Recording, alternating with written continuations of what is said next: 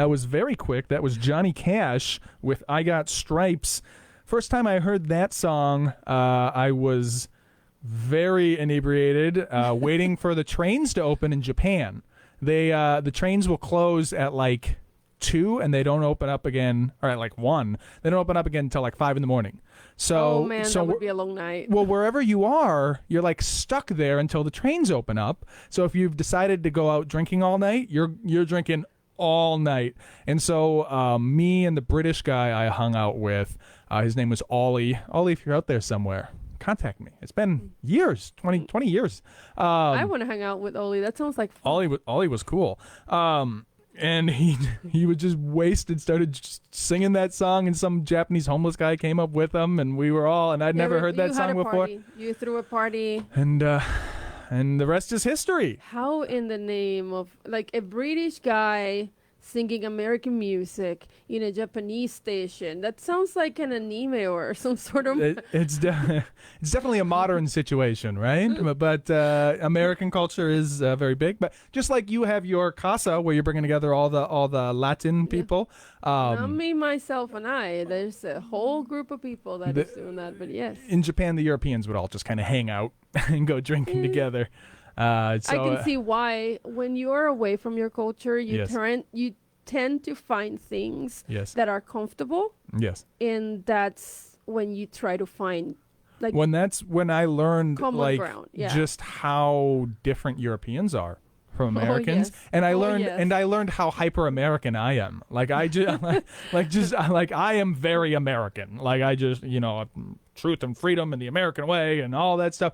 And I never thought of myself. I always kind of thought of myself as more, maybe, different or maybe even European in some senses, but nope. And that's why traveling is so important. Yes. We go back to the same thing that we're trying to do with Pangea. Yeah. When you only hear people that think like you, talk like you, you don't realize that we are all different. Yes. You think this is the norm, this is how it is. And when somebody else comes into there, you can't understand it because you've never seen it before. It's like sitting in a bench and having a person speak German right next to you. If you've never heard it before, it's just going to sound like gibberish, but it's not. Diversity is very important. Yeah. Like to expose yourself to but not just diversity in tortillas versus bread, but like value systems. Like different cultures have different things that they believe in. You take it for granted. Yes, in different places. Yes. How you approach authority is different in different places. Oh my different God. Cultures. Yes.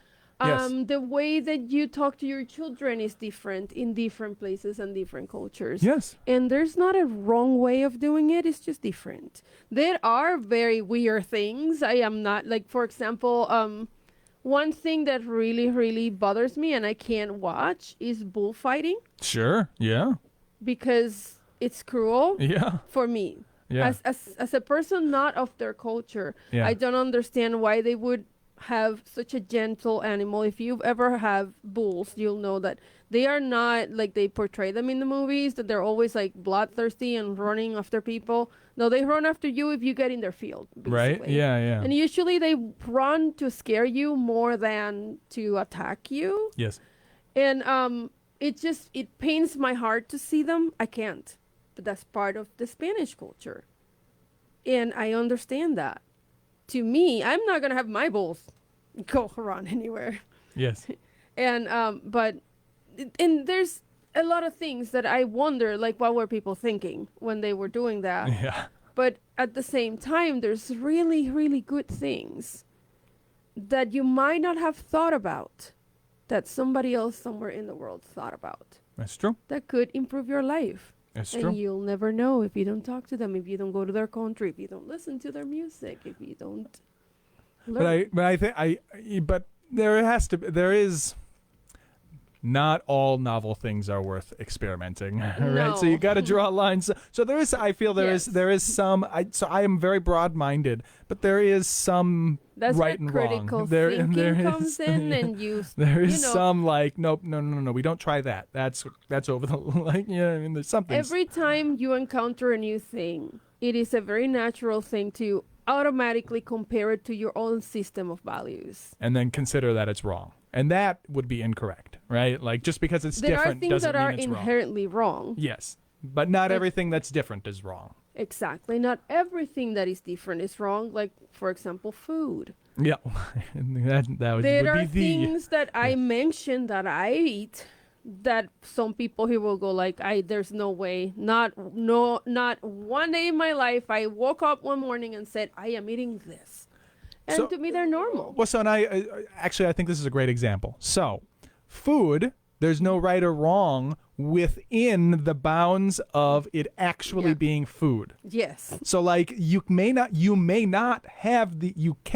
it is not possible for you to have the opinion, well, this is just my culture, that poison is good.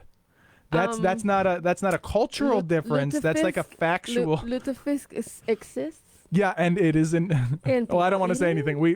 I told you this is not going to be controversial, so let's not discuss. I had to try it. I had to try it because I could not say I don't like it if I've never tried it. I can say with 100% certainty now that I do not like it. It's just like you just bathe it in lye, like right? Gel. Yeah. You turn.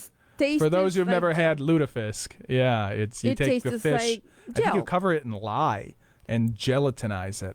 Yeah. Well, the thing is, you have to remember when this whole thing started, they didn't have refrigeration. Mm-hmm. And if you wanted to keep something, you had to either can it or preserve it. Yeah. And what better way to preserve it than in something that kills everything around it? So in this way, right and wrong is contextual. Yeah, it is. Lutefisk is right. For the people that like it. And for those who don't have refrigerators. Yeah. So. And I love raw fish. I grew up by the beach, and one of my first memories hanging out with one of my uncles is just he will fillet the fish right next when he will pick it up and fillet it and give it to the kids, and to me that was normal. Yeah. Until I talked about it here and people like raw fish. Yeah. People right do that by the beach, like live. I'm like yes. And to me, that was normal until now. Now I'm thinking my family was very weird. But yes. And when I started teaching Spanish and English to people, I got to know people from all over the world, and I fell in love with Japanese food and Peruvian food. What do they have in common? Raw fish. Raw fish. Yes. There you go. You just love raw fish because it's connected to that memory of...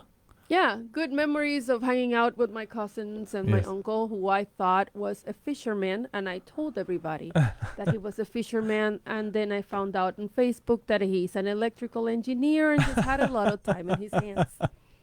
This is the Fargo Fresh segment. I'm not taking control of this show at all. Let's just talk real quick. Gas is below $3 a gallon. Yes, so that's exciting, right? So go fill up your gas tank because it's probably going to go back up. Moving right along. Jinx it. I was having a good day until you mentioned that. Well, look, prices are always going up, especially when they keep making all those dollars. I have the opinion that we need to start transitioning out of those fuels and try to find a better way to treat our planet because we only have one. Sure. And well, that would be into the realm of politics, and we're not going to talk politics here today. So, in a way, it's good that it's expensive. It makes people walk more. Making it expensive, that's just an economic fact. Making it expensive will force people to look for alternatives. And then it goes down when people stop using it as much. And then the cycle continues. But there could be other consequences of making it expensive as well. Oh, I mean, by all means, I don't want it to be expensive. But, yeah. So go fill up your car. It's below $3. But don't go to fill up your car at 8 p.m. this Sunday if you're going to be up on 12th Avenue North because they're moving a giant transformer. So that is going to be shut down. Interesting. So there we go. We talked about the fresh stuff going on in Fargo. We hit the topic we're supposed to, and we are going to move on to our second to the last music break before our last segment here. We're going to listen to Tiny Tim, Living in the Sunlight, Loving in the Moonlight. The song's a lot of fun. I've heard the song. I didn't know who sang it. See you on the other side.